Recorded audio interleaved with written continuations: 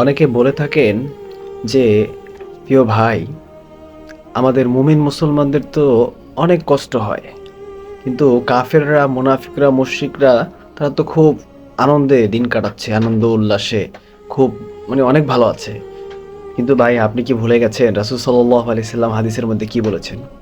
রাসূল সাল্লাল্লাহু আলাইহি সাল্লাম বলেছেন, দুনিয়াটা মুমিনের জন্য কারাগার, অর্থাৎ জেলখানা, আর কাফেরদের জন্য জান্নাত। তাহলে আপনি দুনিয়াতে কিভাবে জান্নাতের সুখ আশা করেন? কিভাবে আপনি কাফেরদের সাথে তুলনা করেন? তাদের জন্য দুনিয়াটা জান্নাতের মতো। এখানে তারা আনন্দ উল্লাস করবে। আর আপনি, আপনার আমার জন্য, মুমিন মুসলমানদের জন্য দুনিয়াটা কারাগার, জেলখানার মতো। তাই ভাই, ধৈর্য ধরুন, আল্লাহর ইবাদত বন্দেগী করতে থাকুন। ইনশাআল্লাহ দুনিয়াতে কষ্ট হলেও আল্লাহ তাআলা পরকালে জান্নাত দিয়ে সুসংবাদ দিবেন। সুবহানাল্লাহ। আল্লাহ তাআলা আমাদের বোঝার তৌফিক দান করুন। আমিন।